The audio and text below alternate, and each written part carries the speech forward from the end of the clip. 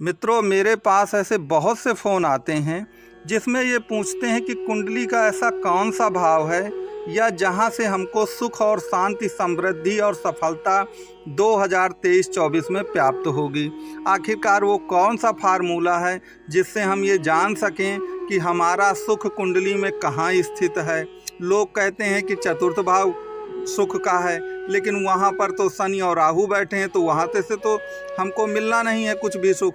तो वास्तव में सुख स्थित कहाँ है, किस भाव पे स्थित है, इसका विचार हम कैसे करेंगे आखिरकार। देखिए, ये एक मैंने आपको समझाने के लिए मिथुन लग्न की कुंडली ली है।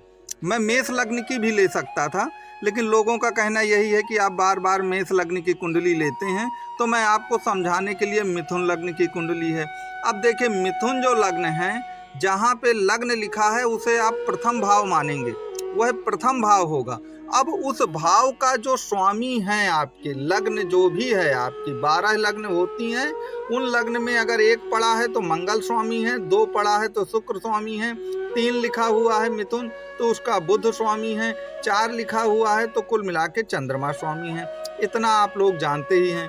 तो अब लग्नेश जहाँ पर स्थित हो, मान लीजिए बुध इसका लग्नेश हुआ मिथुन लग्न का, तो वो अगर दूसरे घर में बैठा है बुध, जिसे आप धन का भाव कहते हैं, तो उस धन के भाव से 4 भाव आपको गिन लेना है। जैसे धन के भाव से अगर हम 4 भाव गिनेंगे तो 1 2 3 4 तुला जहाँ पे लिखा है वो आएगा। अब ये पंचम भाव है वास्तव में लग्न से देखा जाए, लेकिन लग्नेश से ये चतुर्थ भाव है। तो लग्नेश से चतुर्थ भाव क्या आया? पंचम भाव आया। अब पंचम भाव काहे का है? पंचम भाव आपके प्रेम संबंधों का है, अचानक धन का है, पुत्र का है। तो वास्तव में आपका जो सुख है वो ऐसे कार्यों में छिपा हुआ है जो सडन गेन्स वाले हैं, जिसमें अचानक लाभ प्राप्त होती है। आपका जो लाभ है, कुल मिलाकर सुख शांति है, वो कहाँ? प्रेम संबंधों में छिपी हुई है। आपका जो सुख शांति, वैभव, संपन्नता है, वह आपके पुत्र में छिपा हुआ है। तो इस तरह करके मैं आगे चल करके आपको विभिन्न लग्नों की कुंडलियों का उदाहरण दे करके इस बात को चलिए समझाता हूँ। देखिए, ये आपकी मकर लग्न की कुंडली है और शनि इसमें चतुर्थ भाव में बैठा है, जहाँ पर 1 लिखा हुआ है। मैंने आपको बता दिया है कि लग्न से आपको गिन लेना है। तो अगर चतुर्थ भाव पर आपका शनि बैठा है, तो अब आपको शनि से 4 भाव गिन लेना है। तो यदि हम शनि से 4 भाव गिनेंगे तो 1 2 3 4 सप्तम भाव जो है चतुर्थ भाव आएगा। कहाँ से? जहाँ पर शनि बैठा हुआ है। तो आपको तो मालूम है कि शनि जो आपका सप्तम भाव है वो काहे का है? तो सप्तम भाव है व्यापार और पार्टनरशिप का, सप्तम भाव है अपने वैवाहिक जीवन का, सप्तम भाव सुख शांति का भी है। तो अगर जहाँ पे लग्नेश बैठा है उससे 4 घर आपको गिन लेना है और वही भाव कुल मिला करके आपके सुख समृद्धि का भाव होगा, ये याद रखिए। तो चतुर्थ भाव से अगर इनकी शादी हो जाती है, अगर ये शादी के बाद कोई व्यापार और पार्टनरशिप का काम करते हैं, तो याद रखिए इस जातक को एक बहुत बड़ी सफलता मिलने की परम उम्मीदें हैं। तो अब मान लीजिए, अब एक काम और यहाँ पर देखेगा कि लग्नेश तो आपका चतुर्थ भाव में स्थित है, तो आपने 4 घर आगे गिन लिया। मान लीजिए 4 घर आगे कोई और भी कोई ग्रह स्थित है, यहाँ पर मान लेते चंद्रमा या शुक्र या शनि कुछ भी स्थित होता, शुक्र होता या बुध होता, तो क्या होता? तो आपको उस चतुर्थ भाव के सिवा उस पर भी विचार करना है जो कुल मिलाकर यहाँ पर ग्रह स्थित होगा, और दोनों को मिला करके उस भाव की जो प्रॉपर्टियां हैं और वह ग्रह जिन जिन चीज़ों का प्रतिनिधित्व करता है, याद रखिए वहीं से आपको परम सुख शांति की प्राप्त होनी है। यह ज्योतिष शास्त्र का मैं आपको एक सीक्रेट फार्मूला बता रहा हूँ। चलिए अब हम एक दूसरे लग्न की कुंडली पर भी विचार करते हैं। ये आपकी वृष लग्न की कुंडली है, और आप बताइए वृष लग्न का स्वामी कौन होता है? वृष लग्न का स्वामी आपका शुक्र होता है। शुक्र कुंडली के 10वें भाव पर बैठा है। तो अब आपको 10वें भाव से 4 घर आगे गिन लेना है।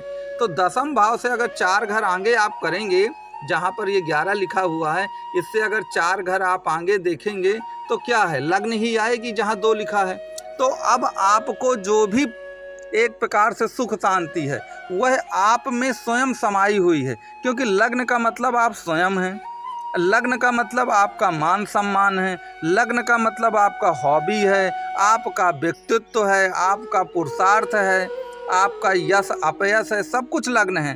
तो कहने का तात्पर्य कि आपके अंदर ही सुख शांति सब छिपी हुई है, आपको बाहरी चीज़ों में नहीं देखना। जैसे हमने पिछली कुंडली में देखा कि शनि चतुर्थ में बैठा है, तो उनको चतुर्थ से अगर चतुर्थ देखेंगे तो सप्तम भाव आएगा, तो उनकी सुख शांति समृद्धि उनकी पत्नी में छिपी हुई है, उनके व्यापार में छिपी हुई है। लेकिन यदि आपका लग्नेश दसम भाव पे बैठा है, जैसा कि इस कुंडली में बैठा है, तो दसम भाव से जब चतुर्थ भाव देखेंगे तो लग्न ही आएगी।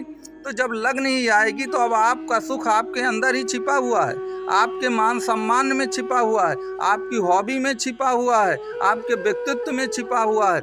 आपको कहीं बाहर जाने की आवश्यकता नहीं है। और याद रखिए, वो लोग दुनिया के सबसे भाग्यशाली लोग होते हैं जिनकी सुख शांति समृद्धि उनके लग्न में ही छिपी हुई होती है। और ये कब होगा? ये तभी होगा जब आपका लग्नेश दसम भाव पर बैठा हो। तो मुझे कमेंट करके बताइएगा कि ऐसे कितने लोग हैं जिनका लग्नेश वास्तव में उनके दसम भाव पर ही स्थित है और उन्हें सफलता प्राप्त करने के लिए इधर उधर किसी की ओर देखने की कोई भी आवश्यकता नहीं होती है। अब चलिए हम एक प्रकार से मेष लग्न का भी एक उदाहरण ले लें, क्योंकि ये होता है कि सब मेष लग्न के उदाहरण के बिना पूरी कुंडली ही अधूरी है, ये माना जाता है। तो देखिए, ये जहाँ पर भेड़ बनी हुई है, ये प्रथम स्थान लग्न ही है, तो इसे आप एक माने।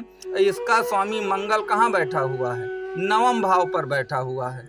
अब देखिए, नवम भाव से चार घर आपको गिन लेना है। तो जब हम नवम भाव से चार घर आगे गिनेंगे तो 1 2 3 4 12वां घर आएगा, जहाँ 12 लिखा हुआ है। अब 12वां घर काहे का है ये बताइए? 12वां घर है विदेश यात्रा का, 12वां घर है विलासिता का, 12वां घर है एक प्रकार से सैया सुख का, 12वां घर कोर्ट कचहरी का भी है, 12वां घर जेल का भी है, बहुत सारी 12वां घर काम और मोक्ष का भी है। तो याद रखिए, जिसके भी कुल मिलाकर लग्नेश अगर उनके भाग्य भाव पर बैठे हैं तो उनको सुख शांति कहाँ मिलेगी? उनको सुख शांति या तो विलासिता में मिलेगी, या तो उनको सुख शांति प्राप्त करने के लिए विदेश यात्रा का सहारा लेना पड़ेगा, या विदेशों में जाकर के ही कोई जॉब करना पड़ेगा, तभी उनको पूर्ण सफलता और पूर्ण परम शांति प्राप्त होगी।